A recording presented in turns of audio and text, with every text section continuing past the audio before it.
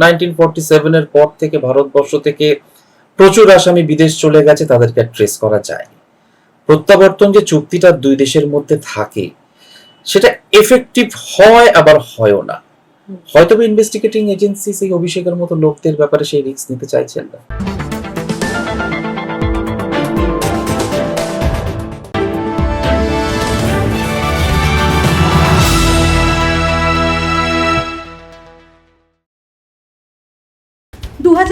দুর্ঘটনায় চোখের তলার হাড় বিশাল ক্ষতিগ্রস্ত হয়েছিল অভিষেকের। সেই চোখ ঠিক করানোর জন্যই বারবার বিদেশে যেতে হতো তাকে, এমনকি চোখে অস্ত্রোপচার করতেও হয়েছিল অভিষেককে। এবারেও সেই একই কারণে হাইকোর্টের কাছে বিদেশে যাওয়ার আর্জি জানান তিনি, কিন্তু হাইকোর্ট সেই আর্জি খারিজ করে দেয়। কিন্তু অভিষেকের গ্রেফতারির কোনো সম্ভাবনা দেখতে পাওয়া যাচ্ছে না এখনো। কেন? শক্তিশালী রিপ্যাট্রিয়েশন চুক্তির জন্য অভিষেক বিদেশ গেলেও তাকে ফিরে আসতে হবে। সব দিকেই ঘুঘুর ফাঁক পেতে রাখা অভিষেকের জন্য।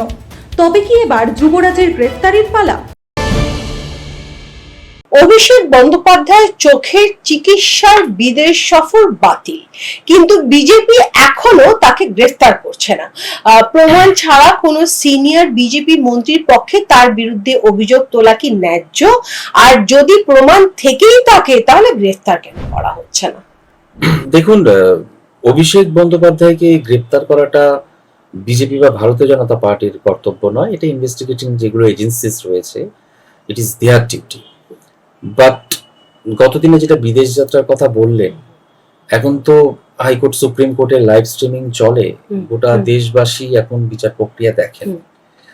অভিষেক বন্দ্যোপাধ্যায়কে যখন অপশন দেওয়া হয়েছিল যে এই পশ্চিমবঙ্গের সিনিয়র মোস্ট গভর্নমেন্ট ডক্টরদের একটা বোর্ড বসিয়ে তার চোখের অবস্থাটা কি আছে, অর্থাৎ বিদেশ যাত্রায় তার প্রয়োজনীয়তা আছে কি নেই, সেই বিষয়টার জন্য একটা ওপিনিয়ন নেওয়া, এবং সেই ওপিনিয়নের পরে হয়তো বিচারপতি পজিটিভ একটা অর্ডার দিতেও পারতেন। বাট উনি যে সুপ্রিম কোর্টের সিনিয়র অ্যাডভোকেট হায়ার করেছিলেন, তিনি তো at the time of hearing instruction নিয়ে বললেন যে no, we don't want that, আমি পিটিশন এখানেই ডিসপোজ করতে চাইছি। সো উনি কি লুকাতে চাইছিলেন? ইনফ্যাক্ট এই যে কথাটা আপনি বললেন দেবাঙ্কুদা, উনি কি লুকাতে চাইছিলেন, সেখানে আমি জিজ্ঞেস করতে চাই, উনি বাইরের কোনো হসপিটালের একটা প্রেসক্রিপশন বা some kind of A document which he has submitted to Kolkata high court, কিন্তু সেই ডকুমেন্টের মধ্যে না হসপিটালের নাম আছে, না ডাক্তারের নাম আছে, সারপ্রাইজিংলি না ডাক্তারের নাম আছে, শুধু রোগীর নাম আর রোগীর কি হয়েছে সেটা লেখা রয়েছে। এটা কি ধরনের তথ্য? আমরা যখন ক্লাস 9-10 পর্যন্ত তো বাবা মারা দেখভাল করতো। কলেজে যদি ওই আমাদের অ্যাটেন্ডেন্স কম থাকতো, পাড়ার একজন মেডিকেল প্র্যাকটিশনার থাকতেন, ওনাকে গিয়ে বলে দিতাম কাকু সার্টিফিকেট লিখে দিন, 50-100 টাকায় লিখে দিতেন। এটা নিয়ে মন্তব্য করব না, সাবজেক্টিভ ব্যাপার। গুগলে তো অনেক ডক্টরদের অনেক বড় বড় দেখায়, but it is mandatory for a doctor while giving a medical certificate or while giving a medical opinion, উনি কে, ওনার রেজিস্ট্রেশন নাম্বারটা কি, এটা তো রিফ্লেক্ট করা উচিত।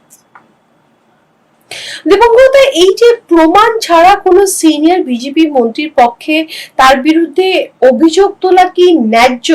মানে এই যে আমরা বিজেপি যে তুলছে, যে বা বারবার যেটা বলছে, অ্যালিগেশনটা তুলছে অভিষেক ব্যানার্জি চোখের নিয়ে, যেখানে ওরা বলছে এসএসকেএম এ ভোট করে করা হোক, এখানে করা হোক, ওখানে করা হোক, অন্য কেন, সেইটা, এই অভিযোগগুলো কি আইনত ন্যায্য? যেহেতু বিচারপতি এটা বিচারাধীন রেখেছেন, বাইরে থেকে ওপিনিয়ন দেওয়াটা ঠিক নয়, কিন্তু অভিষেকের যা ব্যক্তিগত রেপুটেশন, তাতে তো ওপিনিয়ন আসছে পশ্চিমবঙ্গে। দেবকতা, ইডি সিবিআই এর মাধ্যমে বিজেপি সরকার কেন অভিষেক বন্দ্যোপাধ্যায়ের চোখের চিকিৎসার জন্য বিদেশ যাত্রায় বাধা দিচ্ছে? ভারতের সঙ্গে আমেরিকার শক্তিশালী প্রত্যর্পণ এক্সট্রাডিশন চুক্তি রয়েছে। অভিষেক ব্যানার্জি চাইলে চিরদিন আমেরিকায় পালিয়ে থাকতে পারবেন না, এমনকি 3 মাসের ভিসার মেয়াদও অতিক্রম করলে মার্কিন প্রশাসনও তাকে গ্রেফতার করতে পারে।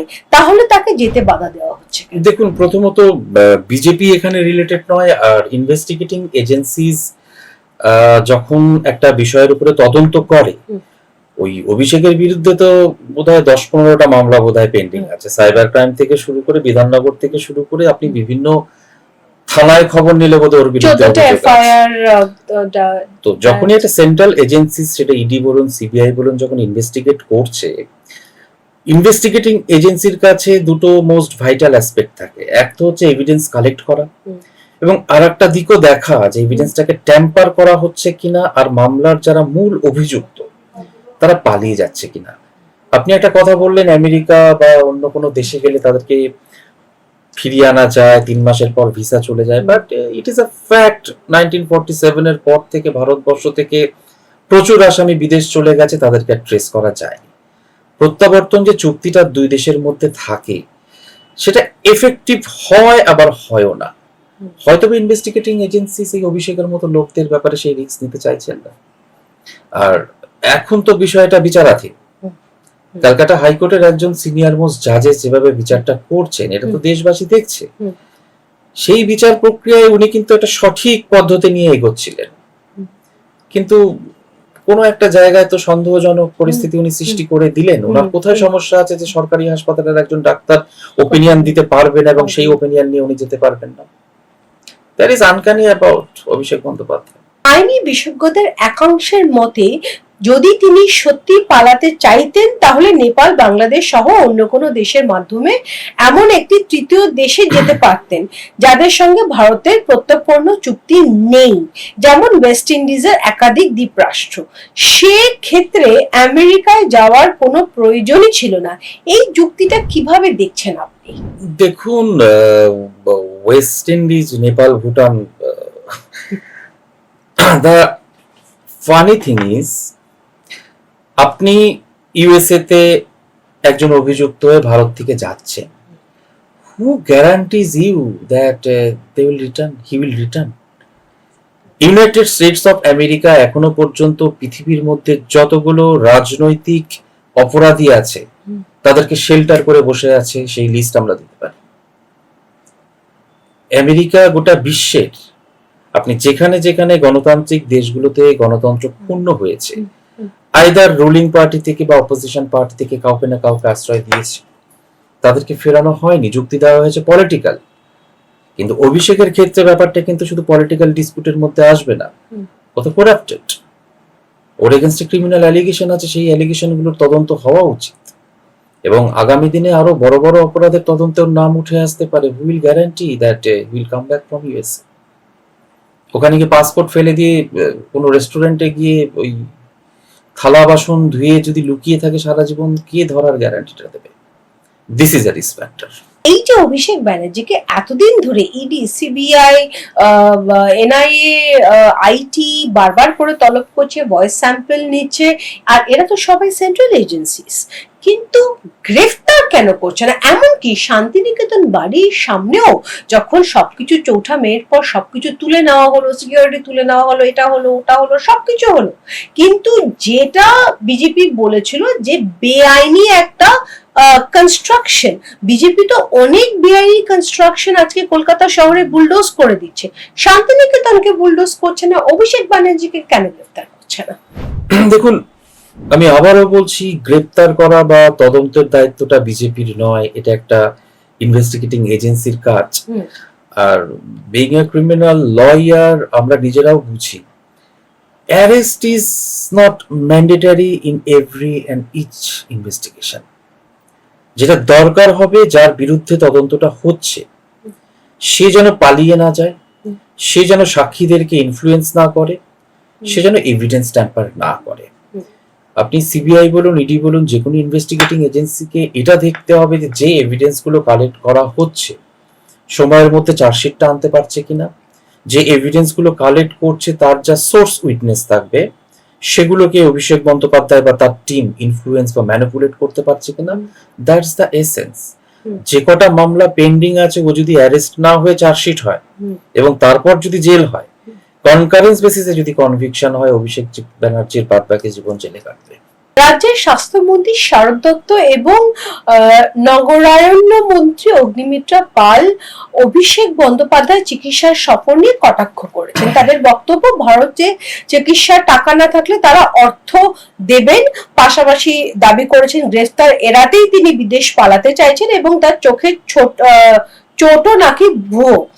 আপনার কি মনে হয় দেবাঙ্কদা, মন্ত্রীদের রাজ্যের উন্নয়নমূলক প্রকল্পে বেশি মনোযোগ দেওয়া উচিত, নাকি অভিষেক ব্যানার্জিকে নিয়ে এই ধরনের মন্তব্য করা উচিত? যখন বিজেপির বক্তব্য তদন্ত করছে তদন্তকারী সংস্থাগুলি, সরকার বা দল নয়, তখন মন্ত্রীদের এই ধরনের মন্তব্যে কি দায়িত্ব জ্ঞানহীনতা কিছুটা দেখা যাচ্ছে? দেখুন, প্রত্যেকটা মন্ত্রীরই দায়িত্ব থাকে নিজ মন্ত্রণালয় সামলানো, বাট একই সঙ্গে তারাও তো প্রত্যেকে রাজনীতিবিদ। আজকে যে সমস্ত মন্ত্রীদের কথা বলছেন তারা খুব অল্প দিন আগে ভারতীয় জনতা পার্টির একজন সাধারণ কার্যকর্তা ছিলেন। এই ভারতীয় জনতা পার্টি সাংগঠনিকভাবে তাদেরকে স্বীকৃতি দিয়ে নির্বাচনে জিতিয়ে আজকে মন্ত্রী বানিয়েছেন। তো অবশ্যই মন্ত্রী হিসেবে তার তো দেশবাসীর প্রতি মন্ত্রণালয় সামলানো এবং বিধানসভায় যাওয়ার কাজ আছেই, বাট তাদের মধ্যে অন্তরে অবস্থিত সেই রাজনৈতিক ব্যক্তিত্ব তো একদিন দুদিনের বিলুপ্ত হবে না, এই কথা আসবেই। বিজেপি এবং তাদের মন্ত্রীরা কি বারবার অভিষেক বন্দ্যোপাধ্যায়ের বিরুদ্ধে অভিযোগ তুলে তৃণমূলের সমর্থকদের কাছ থেকে আরো বড় রাজনৈতিক নায়ক বনে যাচ্ছে?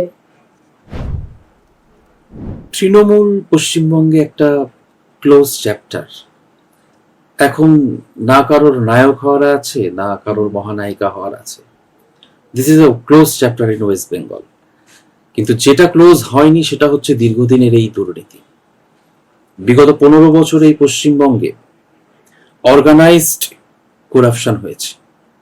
সিন্ডিকেটটা একদম বুথ লেভেলের একটা তৃণমূল কর্মী থেকে শুরু করে, এবং সেই সমস্ত তৃণমূল কর্মীদের প্রতি আমারও ব্যক্তিগতভাবে সহমর্মিতা আছে।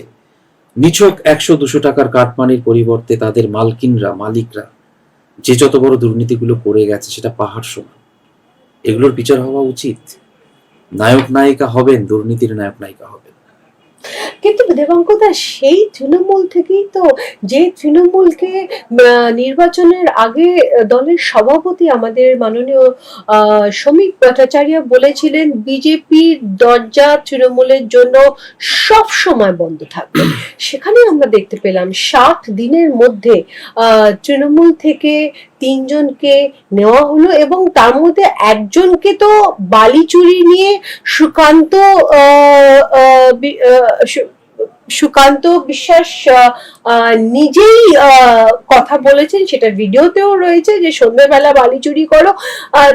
এই যে যেটা আপনি বললেন দুর্নীতি, সেই দুর্নীতি থেকে তো বাঁচার জন্যই লোকেরা বিজেপিকে ভোট দিয়ে আজকে বিজেপিকে আমূল ভোটে বিজেপি সরকার বানিয়েছে।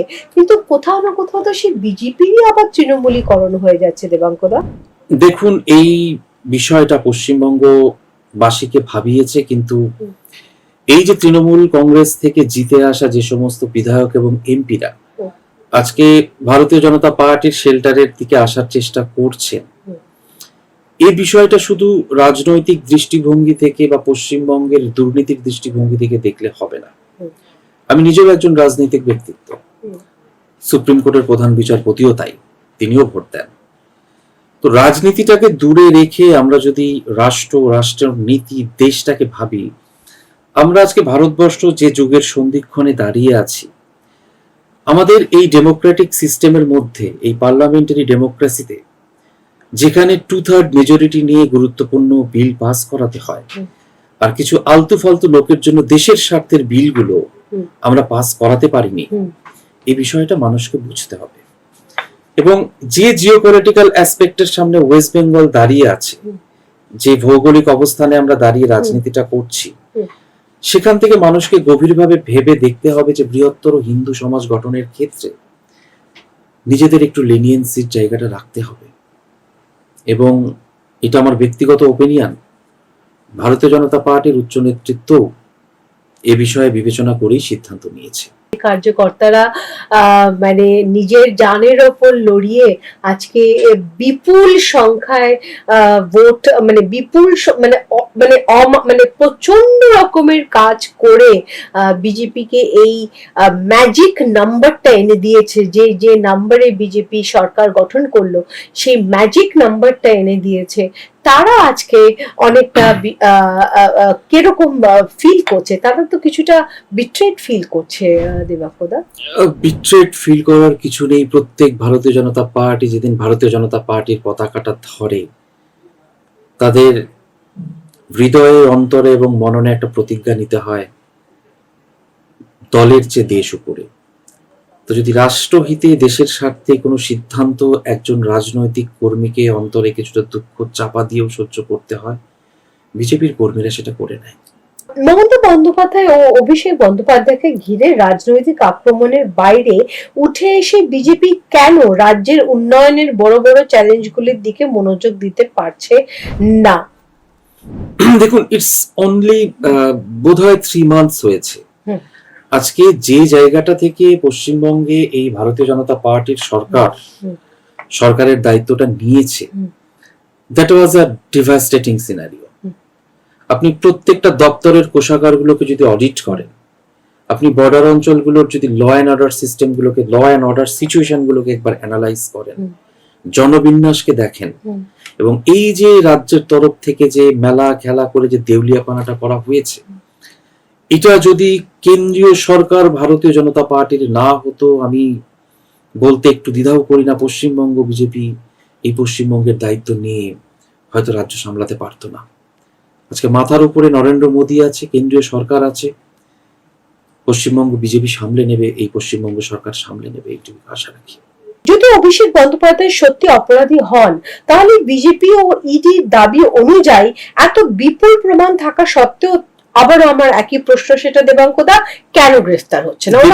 ওনার তো প্রমাণ আছে ইডির কাছে, তো ইডি নিজেই বলছে ইডির কাছে প্রমাণ আছে। সবগুলো প্রমাণকে একটা করে একটা চার্জশিট দিতে হবে। চার্জশিট দেওয়ার পরে এই দোষারোপ গুলোকে বিচারকের সামনে বিচারে আনতে হবে। সেই বিচারে গিয়ে এই এভিডেন্স গুলো যখন বিচারক কনসিডার করবেন, অভিষেক বন্দ্যোপাধ্যায় জেগে যাবেন। আটকাচ্ছে কোথায় দেবাঙ্গদা? মানে আপনি যদি আইনত প্রসেসটার কথা আমি বলতে চাইছি, যেটা আপনি বললেন যে সবকিছু নিয়ে একটা চার্জশিট বানাতে হবে, বানিয়ে ওনাকে অ্যারেস্ট করার কোনো আইনত বাধা অভিষেকের বিরুদ্ধে নেই। But this discretion is given to the investigating officers and investigation agencies by the law. কিন্তু দেখা গেছে এই অভিষেক বন্দ্যোপাধ্যায়ের বিরুদ্ধে যখন কোনো প্রশাসনিক বা বিচারিক প্রক্রিয়া শুরু করা হয়েছে, আমাদের পশ্চিমবঙ্গ তথা ভারতবর্ষের টপ লয়ার ম্যাটারগুলোকে সুপ্রিম কোর্ট, হাইকোর্টে নিয়ে গেছে। বিচার বিভাগ কখনো ইনভেস্টিগেশনে ইন্টারফেয়ারেন্স করার কারণে ইনভেস্টিগেশনও ডিলে হয় এবং রাজনৈতিক ব্যক্তিত্বরা কিছুটা প্রোটেকশন পেয়ে থাকে। তো লুকানোর কিছু নেই। ভোটারদের একাংশের মধ্যে কি এমন ধারণা তৈরি হচ্ছে যে বিজেপি অভিষেক বন্দ্যোপাধ্যায়কে গ্রেফতার করতে নয়, বরং ক্রমাগত হয়রানি অপমান করতেই বেশি আগ্রহী? Abhishek Bandyopadhyay is a loser. ওকে নিয়ে ভারতীয় জনতা পার্টির এতটা কনসার্ন হওয়ার কিছু নেই যে top investigating agencies like ED, CBI কে ওর বিরুদ্ধে ব্যবহার করে ওকে হেনস্থা করতে হবে। He is finished in West Bengal. Mamata বন্দ্যোপাধ্যায়ের আরএসএস এর সঙ্গে অতীতের সম্পর্কের সূত্রে কি এমন কোনো প্রতিশ্রুতি ছিল যে পরিস্থিতি যাই হোক না কেন বিজেপি কখনোই অভিষেক বন্দ্যোপাধ্যায়কে গ্রেফতার করবে না? মমতা বন্দ্যোপাধ্যায়ের এত অভিষেক প্রীতি কেন যে ওনাকে আরএসএস এর কাছে গিয়ে দরবার করতে হবে?